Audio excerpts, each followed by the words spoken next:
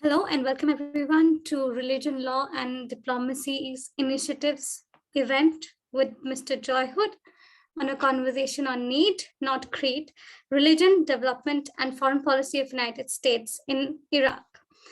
Today we have a pleasure of welcoming Mr. Joy Hood and Dr. Elizabeth Podromu, who is the Faculty Director for Fletcher's Initiative on Religion, Law and Diplomacy, who will be moderating the discussion. I kindly request all the participants who are waiting in the Zoom room with us to kindly switch on their videos so that we are maintaining the interactive session and interactive format of the session and the enriching conversation that will follow. The session will conclude with the audience's question and answer, and that is the time when we would encourage people to unmute themselves to put further questions. Until then, we would request you to kindly put your questions in the chat. With this, I hand over the floor to Dr. Podromu to begin the enriching discussion today.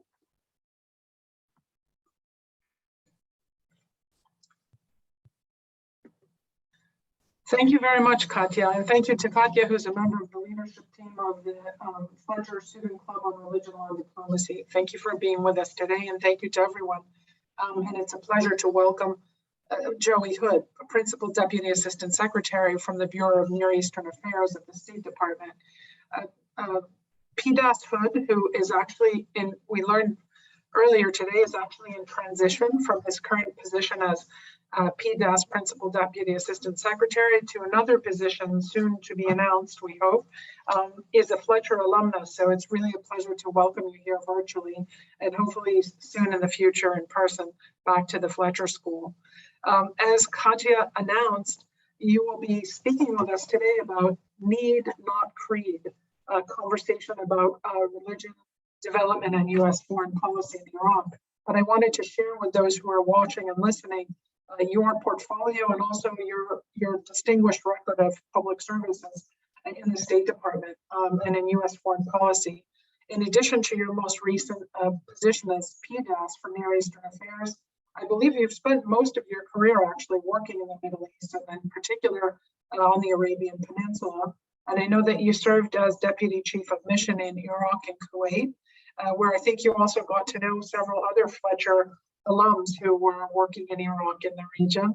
And also you served as Consul General and Principal Officer in Saudi Arabia and Dhahran. Before those assignments, I believe you were also Acting Director of the Office of Iranian Affairs at the U.S. State Department. And you've also served in Riyadh, where you coordinated U.S. Saudi military cooperation. And you also were liaison to rebel leaders from Sudan's Darfur region. I believe you also served in the U.S. embassies in Yemen and Qatar. So your footprint, your service footprint and your expertise extends across the Middle East, from the Near East and further into the Gulf. So it's a pleasure to have you with us here today to talk about this intersection of development, religion, and U.S. foreign policy, and to help us understand what's happening on the ground. And I believe you've also just recently returned from a trip to Iraq, so we look forward to hearing some real-time information from you. And thank you again for being with us.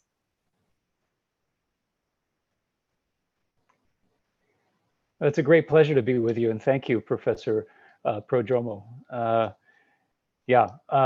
It's been over 20 years since I was a denizen of Cabot Lounge, but the perspectives I gained and the friendships I established at Fletcher have influenced my career ever since.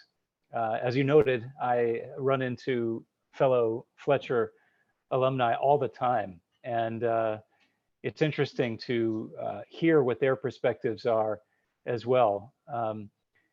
One of the perspectives that I learned and that has really stuck with me came straight out of Jeswald Salacuse's class on negotiation, which is to put yourself in the shoes of the other party and try to think about what their interests are and how you can satisfy those while also achieving yours. This has been very helpful in my career, my marriage, my friendships. It's really a useful frame. And although it's not a negotiation, I think we can apply that same frame to U.S. assistance, especially when it comes to unique cases like religious and ethnic minorities who are also genocide survivors. Today is an opportune moment to discuss these issues because today is also Red Wednesday. You can be forgiven if you don't know what that is, but it's the Yazidi New Year, the day when the peacock angel comes to earth, to Usi Melik. I happened to be in northern Iraq last week, as you mentioned, Elizabeth, to visit a camp for Yazidis displaced by ISIS, where U.S. assistance is helping women and their children not only survive, but also develop skills in carpet weaving and baking, skills that they can use to earn a living when they eventually return home. One could also be forgiven for asking why these Yazidis can't return home 8 years after they were displaced, and over 4 years since Iraqi territory was liberated from ISIS. And that's where today's topic, religion, law, and diplomacy, all intersect. Because the US government understandably allocates humanitarian assistance on the basis of what we call need, not creed. That's why we help people all around the world, no matter their faith background. And this is really surprising to a lot of our partners and adversaries all around the world. It's rather confounding to them because not a lot of countries and organizations operate this way. In 2016, former Secretary of State John Kerry determined that ISIS was responsible for genocide against Yazidis, Christians, and Shia Muslims, and responsible for crimes against humanity and ethnic cleansing directed at these groups, and in some cases against Sunni Muslims, Kurds, and other minorities as well. These religious and ethnic minorities, who have long experienced persecution and marginalization, welcomed the announcement as recognition of the atrocities that they endured under ISIS. But in the couple of years that followed, our assistance largely stuck to the need, not creed principle, without making accommodations for survivors of genocide. I think we can all now agree that genocide survivors deserve special attention. But in 2017 and much of 2018, not everyone shared that view or shared it fully. For example, I remember visiting a Shebek Shia village not far from Erbil, where lush green farmland surrounded the village for as far as the eye could see. But those fields were populated by mine hazard warnings as well, and a single donkey that probably didn't survive as he was wandering around in the fields. And as the largest funder of demining operations, I wondered why the United States wasn't devoting resources to removing explosives from those areas so people could return to their livelihoods. I raised it with a Washington colleague who said, well, we're directing most of our resources toward Mosul because that's where most people live. That's where the need is. I said I understood that, but most of the people in Mosul hadn't been targeted for genocide. And probably because they lived in cities, had more resources to fall back on than subsistence farmers. I argued long and hard that finally, and resulted in redirecting some of our support to the rural areas inhabited by those Shebek as well as Christians. Meanwhile, Congress was watching all of this, and they decided to pass the Iraq and Syria Genocide Relief and Accountability Act of 2018, which directed the State Department to prepare and submit a report indicating how it was supporting members of religious and ethnic minorities who'd been victims of ISIS atrocities. That helped focus many a mind, let me assure you, and helped me win a few more debates. Here's what the act said. It is the policy of the United States to ensure that assistance for humanitarian, stabilization, and recovery needs of individuals who are or were nationals and residents of Iraq or Syria, and of communities in and from those countries, is directed toward those individuals and communities in and from those countries, toward those individuals and communities with the greatest need, including those individuals from communities of religious and ethnic minorities and communities of religious and ethnic minorities that the Secretary of State declared were targeted for genocide, crimes against humanity, or war crimes, and have been identified as being at risk of persecution, forced migration, genocide, crimes against humanity, or war crimes. As part of our support to genocide survivors, we have facilitated or tried to facilitate the safe, voluntary, and dignified return of people who were displaced. And this is part of what the US government does best. To date, we've provided over $500 million to support this goal. And that's in addition to more than $3 billion in needs-based humanitarian assistance since 2014. All that funding has helped provide clean water, healthcare, food, shelter, and rehabilitate schools. There's nothing so joyful as officially reopening a hospital like I did in Hamdaniya in the Nineveh Plain a couple of years ago. But as I saw last week in a camp near Dahuk and in meetings with Christian leaders in Ainkawa, many people don't feel safe enough to return home because their towns, villages, and local economies are controlled by militias that don't answer to the government. There's really no amount of US assistance that's going to be able to change that. The law is another problem. For example, the National Identity Card law stipulates that children with one Muslim parent, even those born of rape from a terrorist and a genocider, must be listed as a Muslim, in effect, re-traumatizing Yazidi women and guaranteeing the ostracization of those children from their communities. We're supporting psychosocial and legal services to help victims, but if the law doesn't change, there's only so much that we can do. We're also funding efforts to collect evidence in Iraq and Syria to prosecute ISIS members for their crimes, and to support the excavation of mass graves, which often produce more evidence. I had the distinct honor in March 2019 of attending the opening ceremony of an exhumation of 16 mass graves in Kojo, the home village of Nobel laureate Nadia Murad. Work like that is contributing to legal processes, like the one that convicted Taha al-Jumaili in November 2021 at a court in Frankfurt, Germany, of genocide, war crimes, and crimes against humanity involving the Yazidis. Last year, we welcomed the Iraqi parliament's passing of the Yazidi Survivors Law, which actually provides some support to genocide victims, but it's not enough. We're encouraging the Iraqi government to pass a law codifying atrocity crimes so that Iraqi courts can also try ISIS members for those crimes rather than general terrorism offenses. We're likewise encouraging progress on returning full Iraqi government control to the Sinjar area and the Nineveh Plain so that Yazidis and Christians and Shebek and others can govern and secure themselves locally with the support and protection of their government, free from the mafia-like tactics of Iranian and PKK-backed militias. A free press and free civil society will be essential to creating the conditions in which people can return home. So that's why we and lots of others in the international community are very concerned that journalists, human rights defenders, advocates, and activists have been harassed and intimidated. And sometimes authorities have used the law, including undue delays in judicial proceedings and the lack of fair trial guarantees, to limit dissent and other expression. That makes it a lot harder to get reliable information about what's happening in areas displaced people are trying to return to. On fundamental freedoms like those, our policy across the entire world is to keep human rights at the forefront.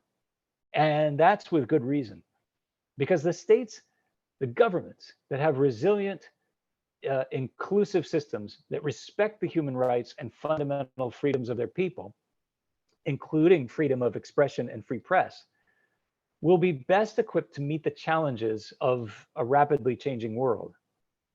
And with partners like you in governments, international agencies, and non-governmental organizations, targeted religious and ethnic groups like the ones we've talked about today will have powerful allies to prevent atrocities and recover more quickly when they do occur.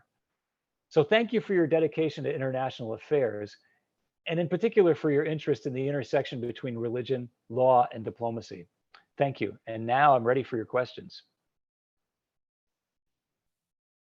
Thank you, PDAS Hood, for that introduction. And thank you also for giving us some real-time information about Iraq. I'd like to open the floor. I'm going to turn this over to Katya in a moment. We'll open the screen, the floor for questions, as it were. I want to remind everyone that a question ends with a question mark.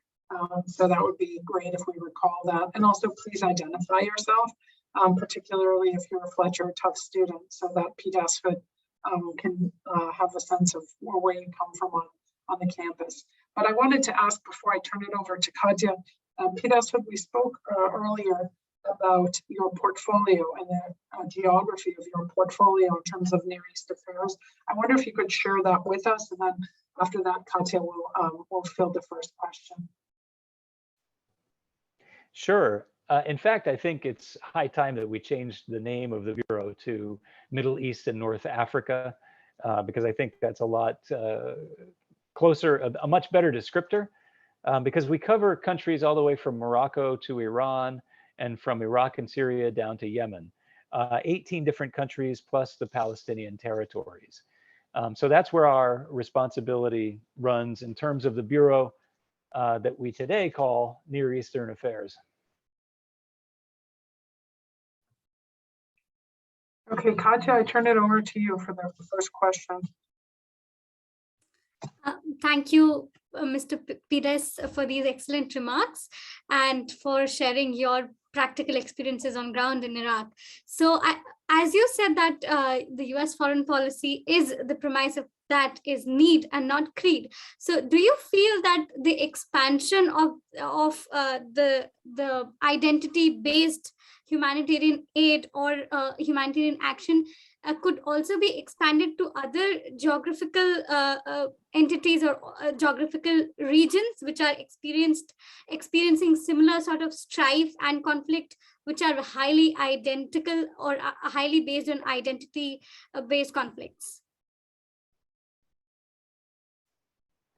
Well, thank you for the question. I'm sure that it's possible. My experience doesn't run outside this region that I just described, but I know that we have been providing specific legal and other assistance to survivors of the Holocaust. Holocaust Remembrance Day is coming up in just a week. And those crimes continue to be prosecuted now, even 70, 75 years after they were perpetrated.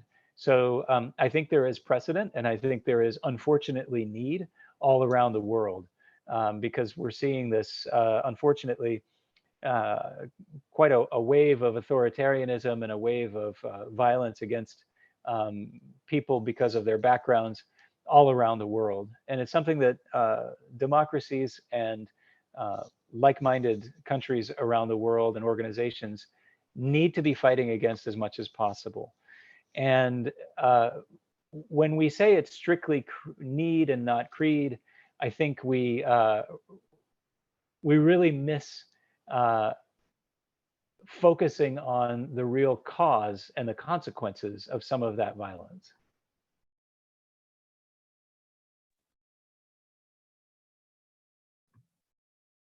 I think Costa, you have your hand raised, so why don't you take it next? Yeah, great, thank you. Thank you so much for being here. I guess my question sort of is surrounding leadership. I guess on a practical level, maybe in your experience, I didn't know how you might envision interacting more with these sort of creed type actors in terms of religious leaders. If you've done that in your past postings, or if you envision that to be a good way to engage these communities who have suffered so much. That's essential.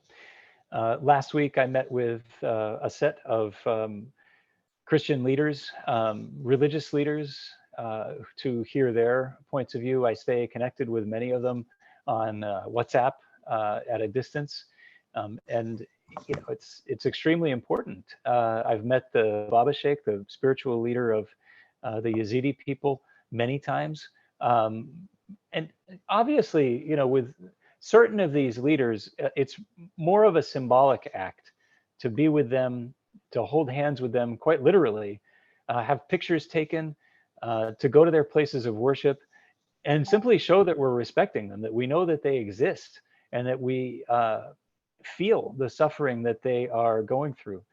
And so that's one of the reasons why we made the arduous trip to Kojo a couple of years ago with Nadia Murad to attend the opening ceremony of the exhumation of a mass grave there, in which some of her relatives were lying.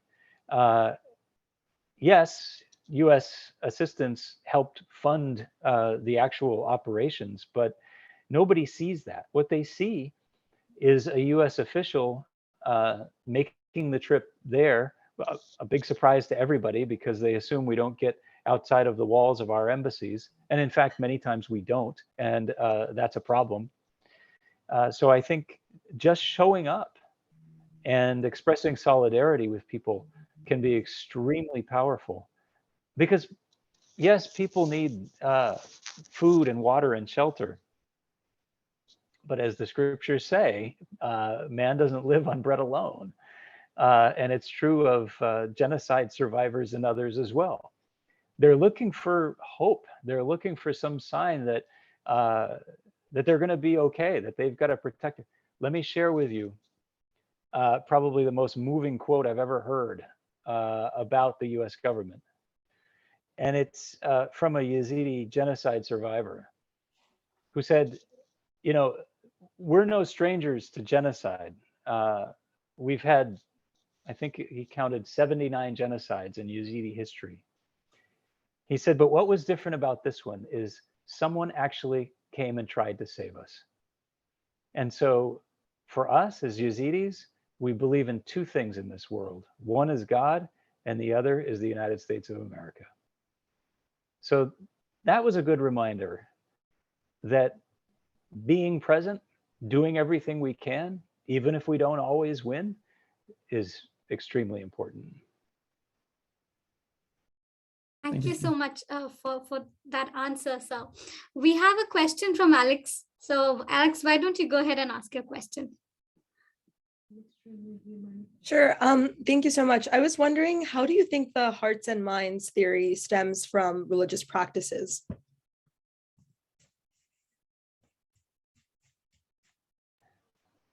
I'm afraid it's been so long that I've been away from academia that you're going to have to explain that a little bit further for me to give you an answer that is somewhat useful.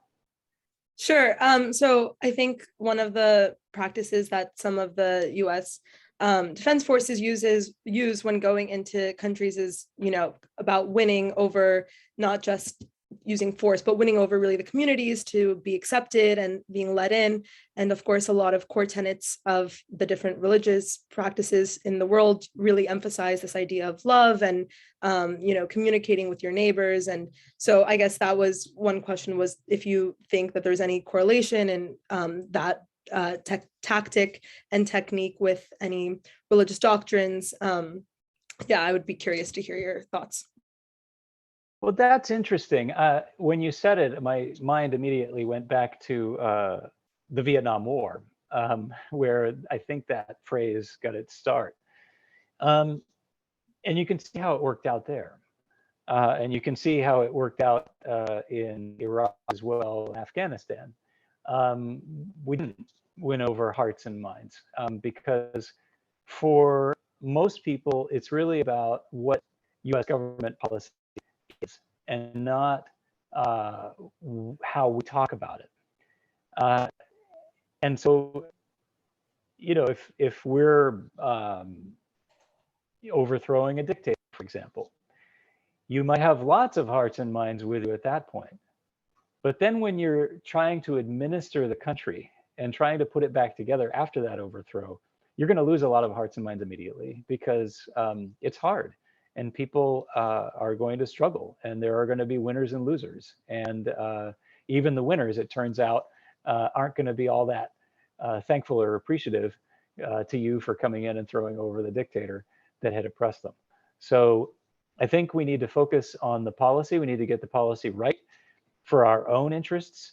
And to the extent then that those overlap with the interests of other people, we'll win the hearts and minds that way. So you can see in places like Saudi Arabia, for example, people may totally disagree with us on our policy with regard to Israel and the Palestinians, but they find their hearts and minds are totally with us when it comes to science and technology. and wanting to modernize their economies. They're not going to turn to any other country when it comes to getting, sensitive, difficult medical interventions for their close relatives, for example. They're going to bring them to the United States, or they're going to try to get that American technology to their country. And that's a sign that you've won over hearts and minds. Thank you.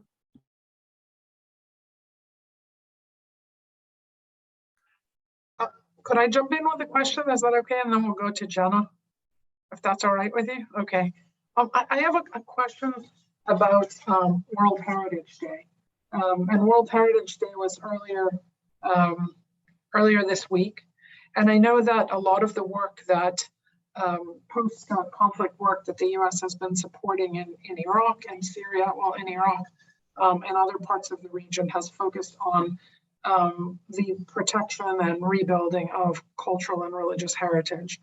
And I wondered if you could tell us a little bit more about how we conceive, that is, the U.S. conceives of support for those practices, not only in terms of the physical sites, but in terms of helping to sustain the communities and their local economies that live at and use those sites. So if you could tell us a little bit about heritage development and religion.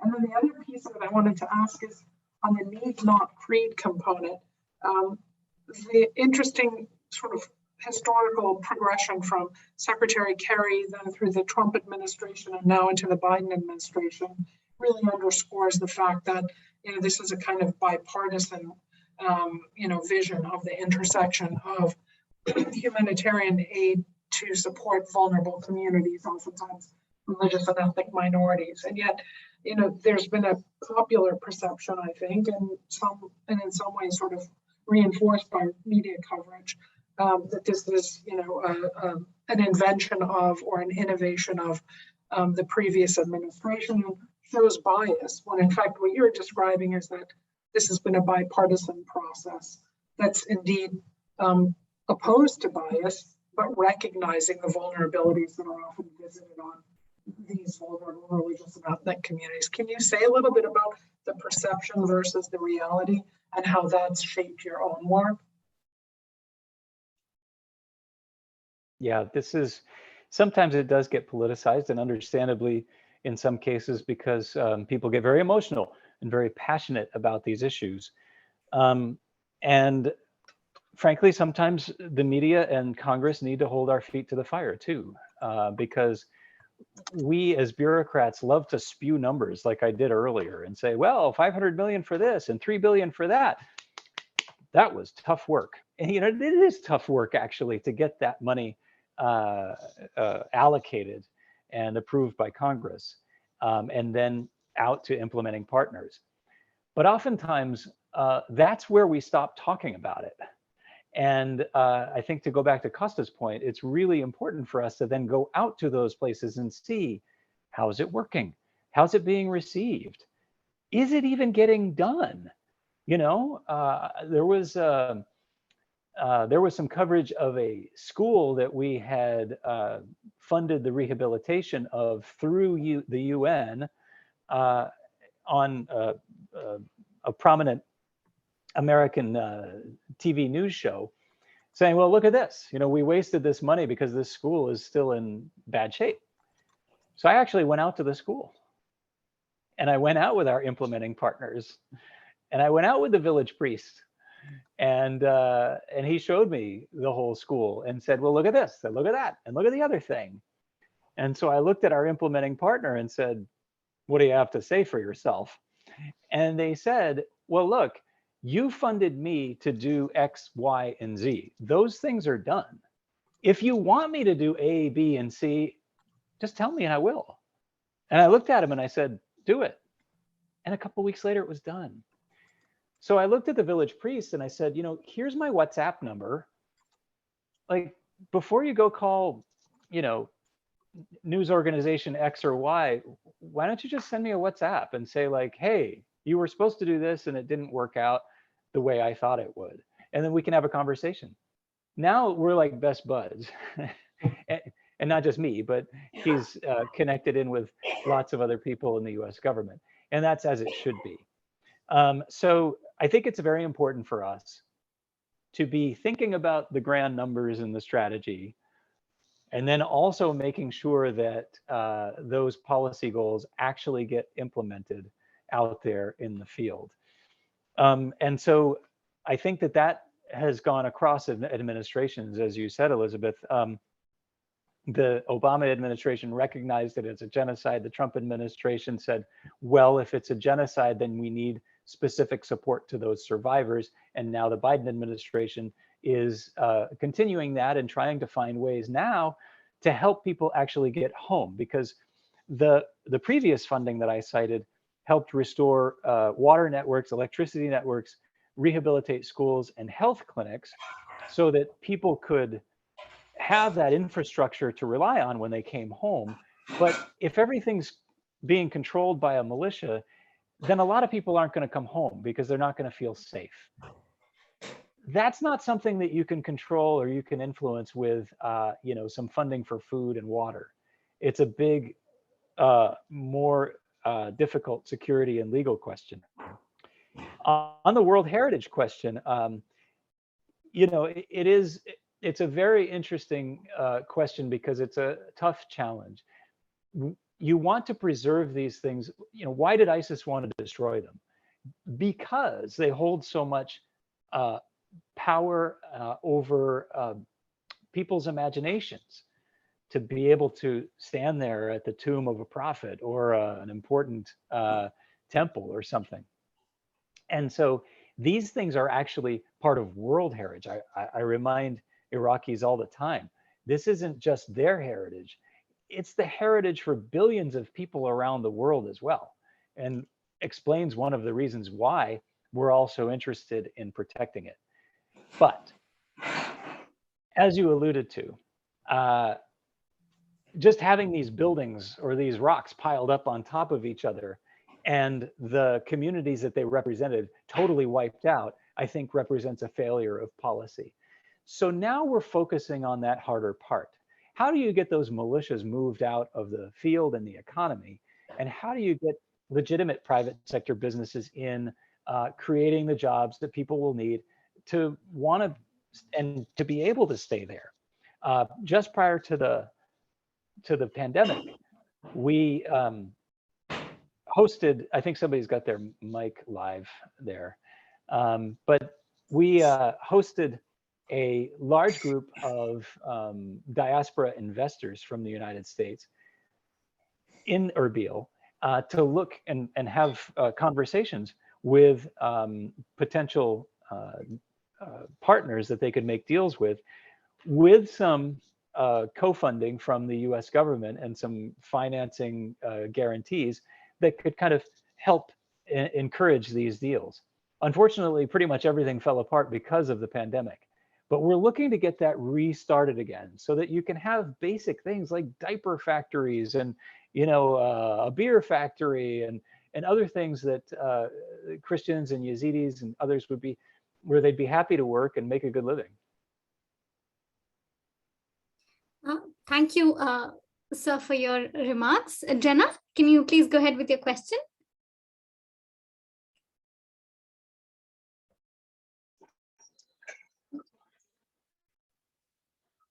Yeah, sorry. Well, first of all, thank you so much for being here. I'm Jenna. I'm an undergraduate at Tufts and part of MERGE, the Middle East Research Group. And the question I have is relating to the development of religious life in U.S. rebuilding efforts. You talked a lot about how the U.S. focuses on need and not creed, but of course, for many people, religion is a central part of community life and essential to rebuilding communities that were lost during the war. So how did the U.S., if they did, develop religious life in Iraq? And was religious liberty promoted, or were funding efforts used to create alliances? And what were the dynamics going on in regards to U.S. funding and support for redeveloping religious life?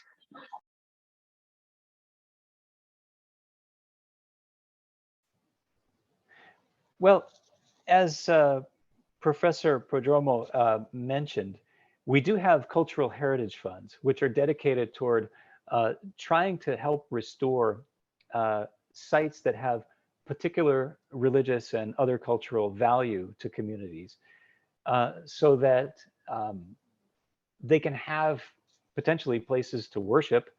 So in the case of the Yazidis, for example, we've helped to rehabilitate the Lalesh temple, which is their central temple to all Yazidis, the only place where Yazidis can go to get baptized anywhere in the world.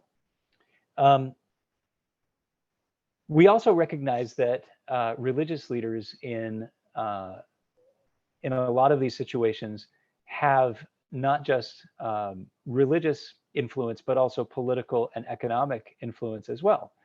And so we have to make sure that they're included in, and their organizations that that they have are also included in our requests for proposals, for example. For a period of time, we were putting out requests for proposals for projects that were consistently being won by the large Western organizations, which of course know how to write grants. They know how to answer the questions before we've even asked them. And so we figured out how we could make a broader appeal to the organizations, the local organizations, including the religious ones, that so that they could get some of this funding, so that they could focus on areas important to their people. So I think it's a combination, and just recognizing that there's a combination of diplomatic, economic, and humanitarian engagement and assistance that isn't specific to any group. As I said, you know, we're working with Shabak Shia, we're working with Yazidis, we're working with Christians of all the different types, and working with Sunni Muslims as well. But if we're just saying need and not creed, if we're just going and focusing on the people with the largest numbers and the most mouths to feed, then I think, as I said before, we're missing a really important aspect of why life was upended for people in the first place. And so we have to not lose sight of that. Thank you so much. Thank you. Carolina,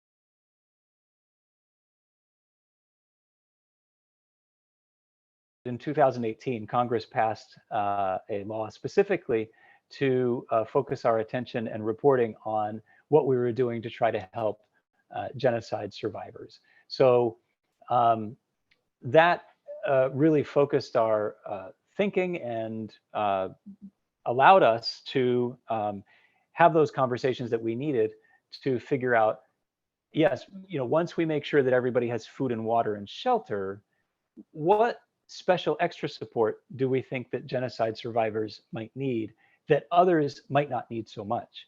And so that's what we turned to at that point. Separately, we continued to work on LGBTI issues, whether it's in Iraq or Syria or anywhere else, as part of our broad approach to human rights. Obviously, religious groups, any of the religious groups that I have mentioned today that we've been working with, have not the greatest relationship with the LGBT community. And so that was part of our engagements with them as well, to try to enlist them as allies, or at least not adversaries on the issue. But for the most part, it did not come up in our daily work with these religious groups, because the needs were so fundamental.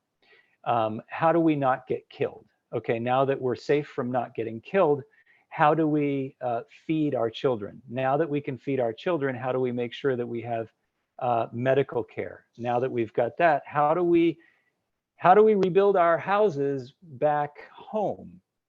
How do we get through the checkpoints that are controlled by militias? This is what took up 95% of my time as we went step by step through the process. And now we're at a stage where we're trying to help them figure out, okay, even if you can go home, if you've got the security there, what are you going to do to support yourself?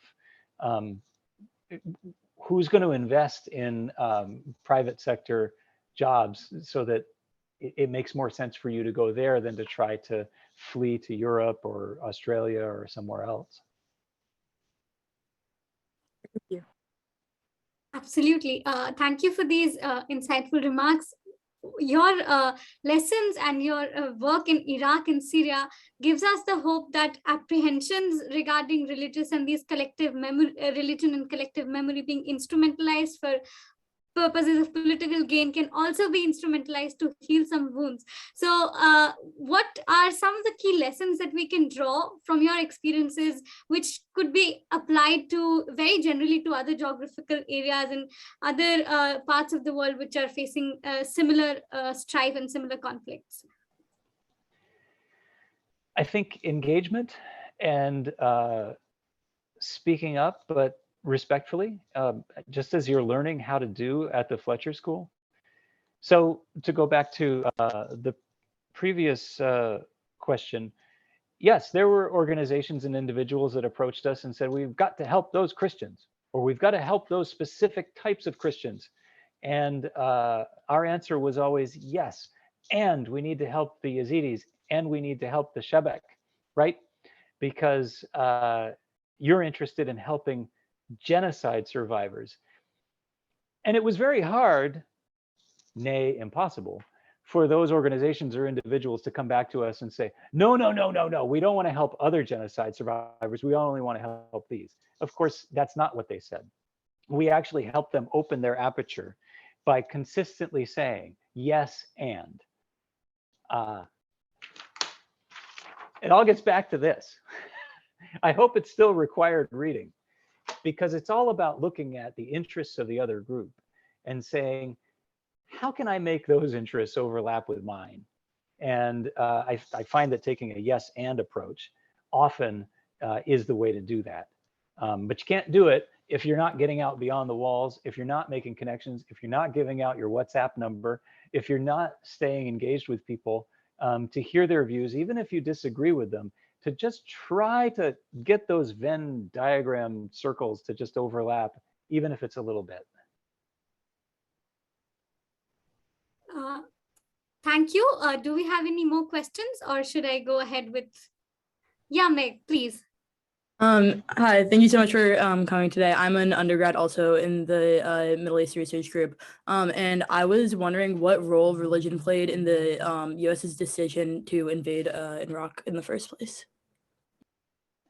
None that I recall. I was serving in Saudi Arabia at the time, and I can tell you the main concern among the Saudis had nothing to do with religion, but well, actually, I mean, it did have their concern to do with religion. They were worried that by overthrowing Saddam, that it would pave the way for the Iranian Revolution, which is a very much a theocratic type of viewpoint to gain influence in Iraq, and that certainly did happen.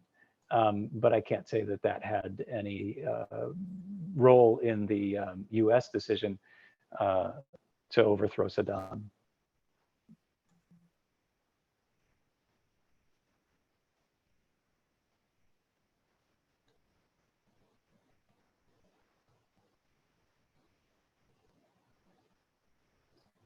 Costa, Jenna, you both can go ahead. I can start, I guess. This is maybe less substance related, but I know you mentioned getting to yes. I'm a first-year MALD student. I was just wondering to hear from you what experiences at Fletcher you thought played most relevantly into your experience in the State Department, and if you have any suggestions for us, I guess. Well, that negotiations class, if it's still offered, take it. Take it twice if you can. It really was useful.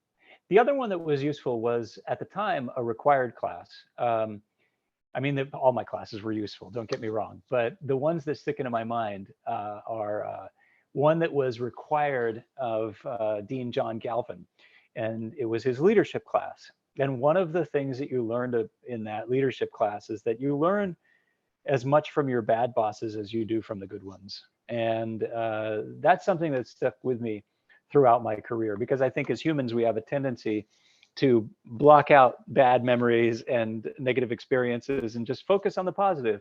And I feel like I'm a pretty optimistic person, so I have like a overly developed tendency to do that. But I think it's really useful to be thinking about those bosses and colleagues that really didn't do it for us, and kind of dissect why, and try to figure out how you can avoid some of those same, what you see as the same mistakes. And finally, you know, I specialized, or focused on development economics when I was at Fletcher, because I felt like that was an area that I didn't really know that well. And I feel that that has had the intended effect, where I can speak somewhat fluently about economic issues, especially in developing countries, more so than can my colleagues who seem to all have focused on the security program. And so it's funny how I'll meet another Fletcher alumnus, we'll discover that we're both alumni. You know, what years were you there? We both say what years we were there. Oh, what did you think of Schultz's classes? And I'm like, I didn't take Schultz's classes. You know, I took classes with people that you've never heard of, and but I got a lot out of it. So, you know, I think that that's really how, in addition to the relationships, that's how Fletcher has kind of shaped me as in my career. Jenna, you're next. Yeah, so you've worked in a lot of different places. Of course, you give us your biography, and I was wondering what you saw as the similarities and differences in U.S. foreign policy between those places, and why you think some of those similarities or differences were present.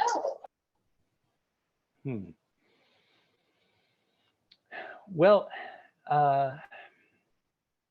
you know, I thought you were going to ask me about similarities and differences between administrations, which is a question that I get frequently. But I don't think I've ever gotten the question about similarities and differences of US policy in different countries. I think that the US government is really well geared toward the countries that need our assistance, whether it's security assistance, humanitarian assistance, economic assistance, that sort of thing. We're not as well equipped to deal with the countries that don't really need that assistance. And I'm thinking of the Gulf countries in particular. You know, some years ago, I was in Qatar. They came to me and said, we'd really like to start our own assistance agency like USAID. Can you help us? We'd like you to tell us how to do our assistance. So I called up Washington and I said, this is great. This is like free money. You're going to be able to show our partners how to build an assistance agency, and you're going to have a lot of influence as to where that assistance goes and how it's spent. That's going to be a multiplier effect for our own assistance. So we had a senior official come out from USAID, and they had a meeting, and it was pleasant. And he came out of it, and I said, so what do you think? And he said, $100 million? I'm not even showing up. Well, yeah, they started with $100 million because that was their pilot. Now their assistance runs into the billions of dollars, and we are nowhere to be seen because we passed up on that opportunity to help them at the ground floor. And I think we see that time and time again, where countries really aren't asking for our budget assistance. They're just asking for advice. They're asking for connections, networks. We're really bad at that. And I wish we could be as good at that as we are coming up with budget lines and appropriating funds and implementing them on all those other assistance categories. Absolutely. Thanks a lot. So Miriam also had one question. She had a question about how does US programming account for the risks that minorities might face if they work with some programs which are designed by the United States in times of unintended escalation of the conflict? That is an extremely good question. And in fact, it was one of the reasons why some of my colleagues were arguing to stay strictly to need, not creed, because by providing assistance specifically to people because of their religious or ethnic minority status, you paint a big target on their back. Well, in consultations, though, with leaders from these different groups, they said, don't worry about that. Let us deal with that part. We want everybody to know that we are noticed by the Americans, that what happens to us is important to the Americans, because guess what? You're the biggest, most powerful country on the planet. And so people knowing that we're with you is actually protective to us in the current circumstance. Obviously, if they're living in the middle of ISIS-controlled territory and we plant an American flag in front of their house, that's a totally different story.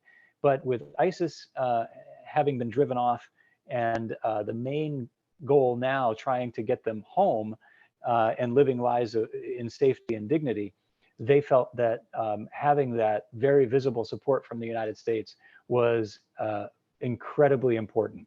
And so they said, stop saying everything's being done by the UN. Stop saying everything's been done by the Iraqi government. We want everybody to know it's being done by you, which was truthfully the case. Very interesting. Saif, you're next. Thank you. Thank you so much for speaking to us. I was wondering, throughout your career, what are some of the regrets you developed, or what are some of the mistakes you made, or some of your coworkers made, or maybe the U.S. government at large, that you think were great lessons for you to learn and that you would want to share with future diplomats like yourself? One regret I've been thinking about lately is the loss of the Jewish community in Yemen. When I was there, there was still a small but passionate community, and we met with them on several occasions. They did not want to leave. They wanted to continue their lives there, where Jews have been living for thousands of years. They didn't want to break that long legacy. But you had a lot of pressure from the United States for them to leave, to convince them to leave. Unfortunately, it wasn't any pressure from the United States, but the instability, the takeover by the Houthis, that has driven virtually all of them out of Yemen now. And so now, for the first time in thousands of years, Jewish people don't live in Yemen anymore. And I'm quite certain that that's going to be the case in Iraq in the next 10, 20 years, maybe, after thousands of years of continuous inhabitation. And I think that the world really suffers when diversity is reduced that way. Iraq likes to think of itself as a mosaic. And it's true. There are so many different religious and ethnic groups there, but that mosaic is getting more and more monochrome year by year. And I wish that there was something more that the U.S. government could do about it. If I was aware of something we could do that we weren't, I would certainly be yelling and screaming about it. But it may not be a problem that we can solve. So that's a regret, for sure. Mistakes, I think also in the regret category, I do wish that we had intervened faster to stop ISIS, so that their genocide would have been just a dark dream of theirs and not something that they actually were able to implement. Thank you so much. So we had a question from Alex. Why don't you go ahead? Hi, yes. So I was wondering which tenets of religion find their way into foreign policy and which areas of foreign policy are most affected. Should the US foreign policy establishment remove religion from its affairs? Would that be a good thing? And what implications would that have? So a bit of a large, broad question, but just interconnecting religion with a lot of your work in the State Department. Well, I think it's something that we have to recognize. Obviously, we have to recognize the power of religious ideology, whether it's ends up for good or bad purposes. Look at ISIS. Look at the Iranian regime. Look at these groups that we've been talking about here today. We also have to recognize that our policy, we represent people of all backgrounds and all faiths and people of no faith, and be respectful of that as well. And so that is reflected within our walls as well as outside our walls. So for example, I asked our social media team once, how come we didn't recognize different religious holidays throughout the year? And they said, well, if we did it for one, we'd have to do it for all of them. And I said, that sounds good. So why don't we just do it for all of them? So that's one of the reasons I mentioned Red Wednesday here today. Now we talk about the Yazidi New Year, but we also talk about a lot of other things. And I think that that's good because it helps those people know that we are even aware of them. Like that Yazidi man told me. He said, genocide, we know from genocide, but what's different about this one is somebody actually came and tried to save us. Somebody is actually trying to help us, and that has never happened in the history of the Yazidi people, one of the oldest religions in the world. That tells you something about the role that America can play in this world. It means taking religion into account. It doesn't mean acting on our own religious tenets necessarily, but it means making sure that we take care of everyone, no matter their faith background, or if they don't have one, and recognizing that sometimes they are targeted specifically for that reason. Thank you. Thank you, Mr. PDAS. I had one question. So recently, the Facebook's CTO designated this issue of hate speech as the issue of demand.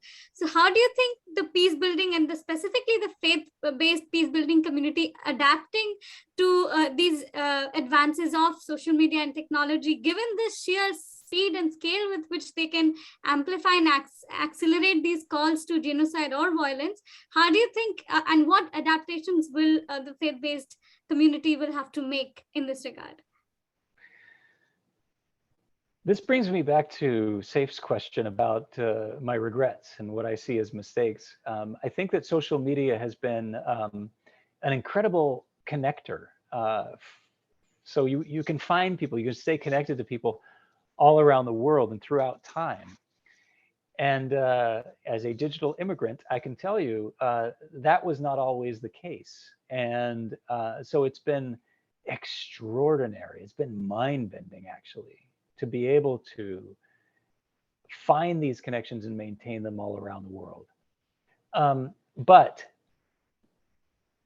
as we all know, this has come with a dark side, and a dark side that I think can and has to be better regulated by governments around the world, including our own, so that our children and vulnerable people are not the victims of an algorithm that just wants more engagement, whether it's hateful or it's joyful.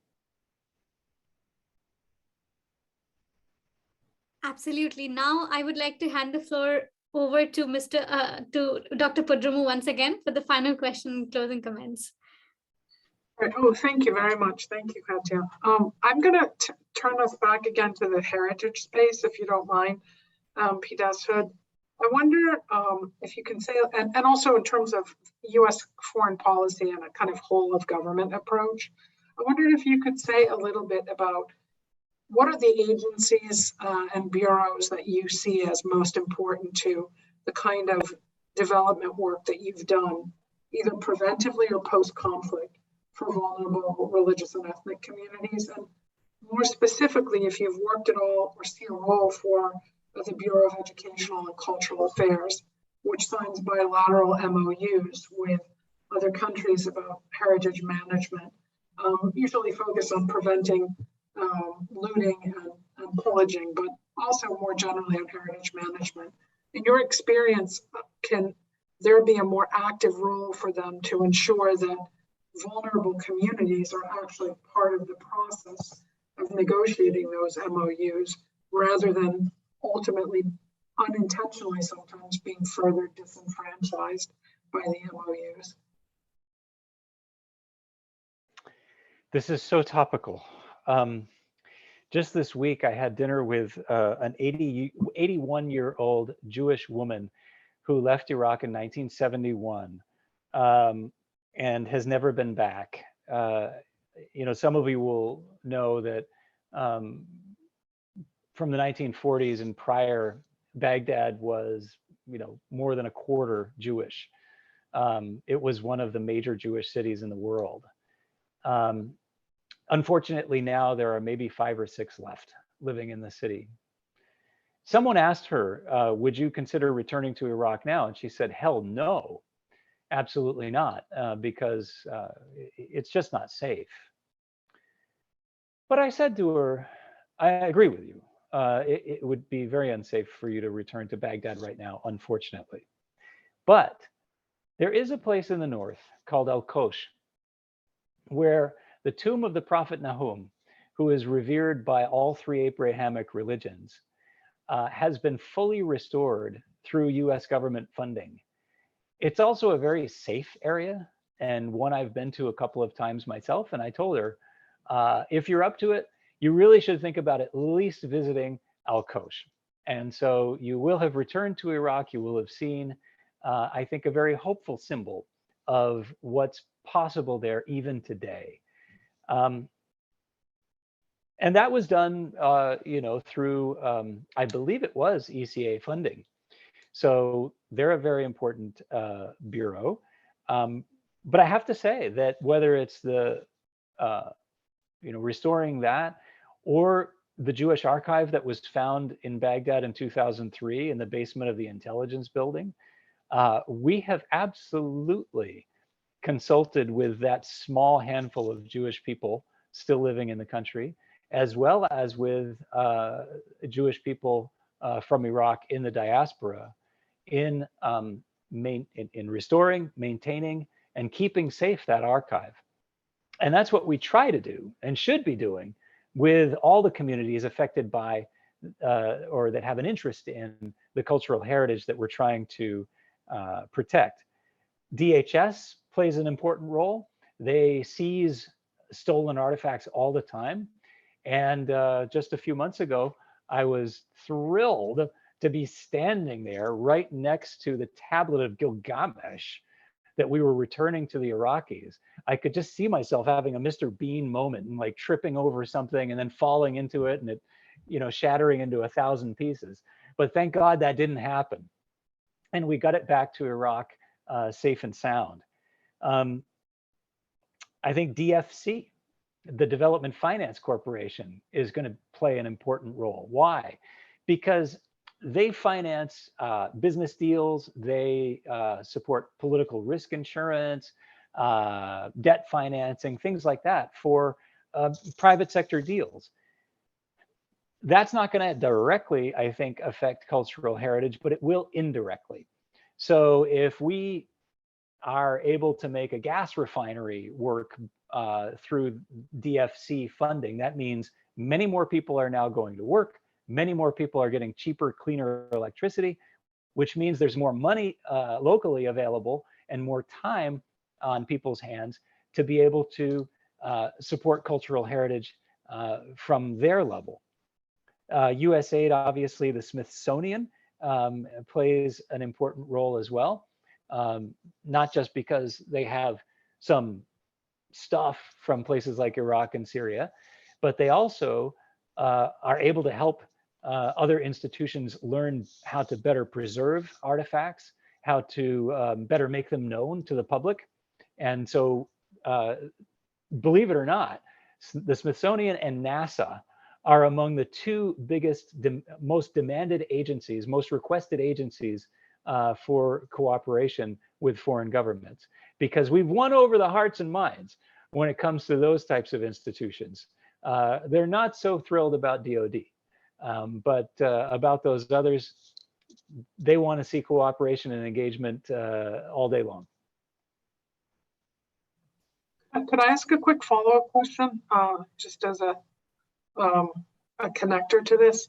And this relates to some of the questions that have already been posed to you in terms of U.S. foreign policy and the partners we work with, whether state or non-state. And again, given your vast comparative experience in terms of the Near East Bureau, I wondered if I could ask you to tell us a little bit about how it is that you manage in terms of your work and how you share this with your colleagues, the trade-offs that come with protection of vulnerable communities, which are so oftentimes a reflection of broader human rights violations visited by states against their general citizenry. So minority groups in many ways they're a bellwether for the overall health and robustness of democracy or lack thereof. So I wondered if you could say a little bit to us about, and I have 4 countries in particular that I'd like to throw out there, the trade-offs between human rights protections and the kind of work you've been doing at the interstices of development and human rights versus geopolitical considerations. And I think of your work in Saudi Arabia and Saudi Arabia's involvement, the way it treats its citizenry in the eastern provinces, particularly the Shiite minority there, or Saudi's war in Yemen, which has produced the single worst humanitarian crisis in all of our lifetimes. I think of Nigeria and the Nigerian states demonstrated violations in terms of policing and other security vis-a-vis its citizenry across faith tradition grounds lines. And then I think of China, not a strategic partner, of course, by any means of the U.S., but an important country with which the U.S. engages and what's happening in Xinjiang to the Uyghur community there. And then finally, I think of a NATO member, Turkey, which occupies northern Cyprus for half a century, which occupies northern Syria, which violates Iraq's borders, and has committed gross human rights violations, certainly in occupied Cyprus and northern Syria, and to a degree in northern Iraq. So I mention all 4 of these because they have kind of regional scope, and all 4 of them are important for U.S. foreign policy material objectives, and yet they, I would imagine, create a real challenge for your work that seeks to prioritize human rights protections, economic inclusion, and poverty alleviation against these other geopolitical considerations. How do you manage that? What do you tell us as a Fletcher community, as a Tufts community, about how to give voice to those issues and how to train to address those issues? It's probably a debate that animates our work every single day. Because you're right, these religious and ethnic minority groups are very much the canary in the coal mine. Their health is a sign of an indicator of the health of the overall political dynamic. But you're right, these countries with which we have major strategic interests, sometimes it does feel like a trade-off where you say, well, if we press them on human rights here, they're not going to help us on energy markets there. And if we press them on human rights here, they're not going to help us on Ukraine there.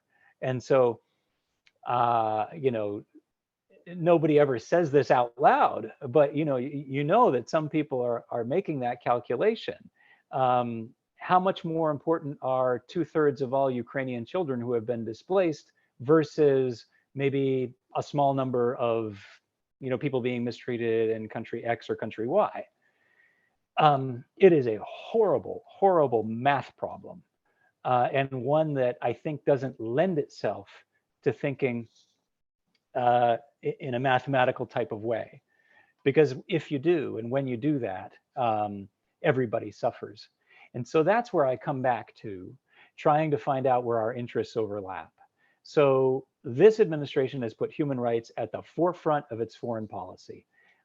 So nobody gets away with saying, well, in Saudi Arabia, we have other equities.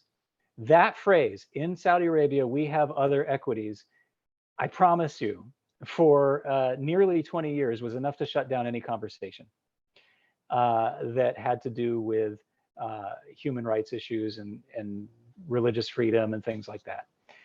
That is no longer the case.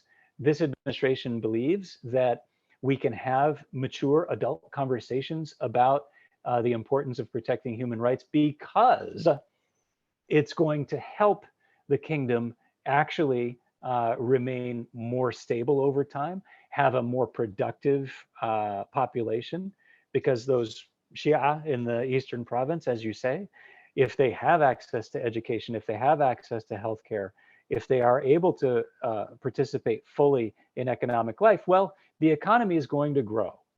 And I think that there are a lot of people in the Saudi government who know that and agree with that. And I remember this vividly from the time that I lived and worked there in the Eastern province. You know, I had people presenting me with data all the time and saying, well, for example, we have the King Abdullah scholarship, which sends people to prestigious American universities to study. Look at the percentage of Shia in the population and look at the percentage of Shia in the scholarship program. Same thing with healthcare, same thing with banking. So I had to recognize they were making progress.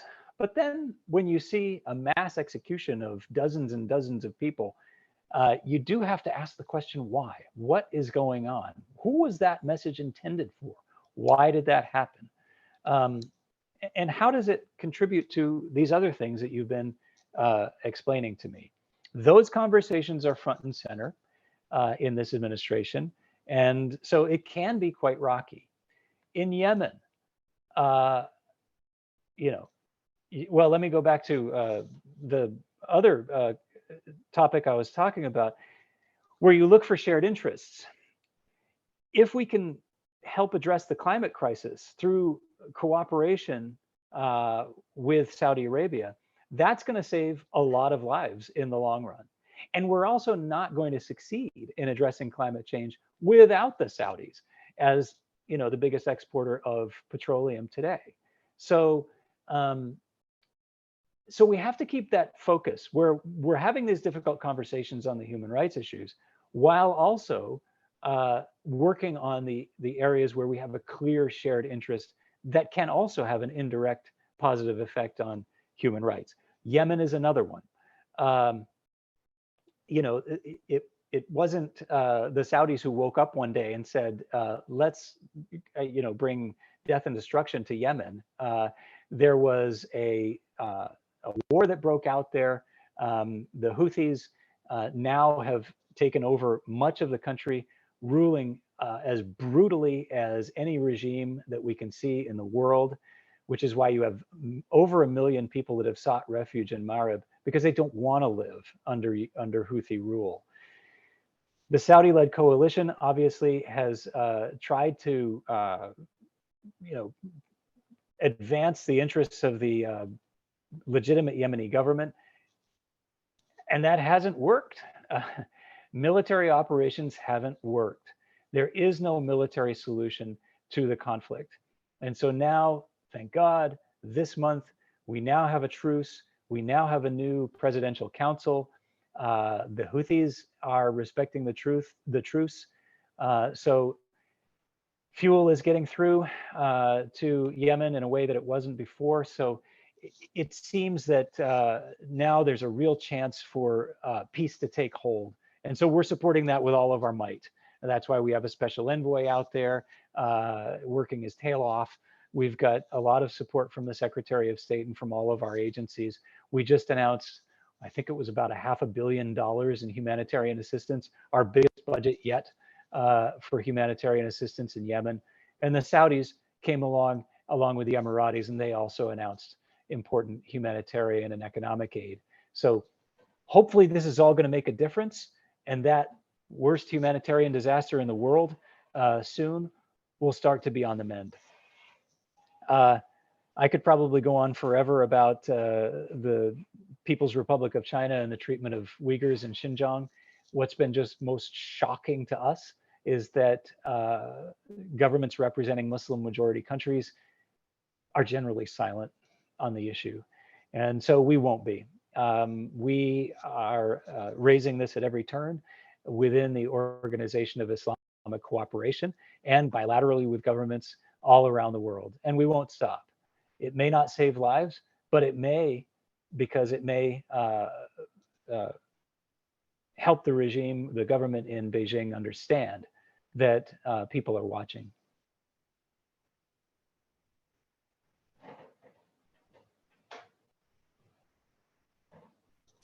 Thank you, Mr. Principal Deputy Secretary, for joining us today. On behalf of the Religion, Law and Diplomacy Student Club here at Fletcher, I again owe an immense thank to you for joining us.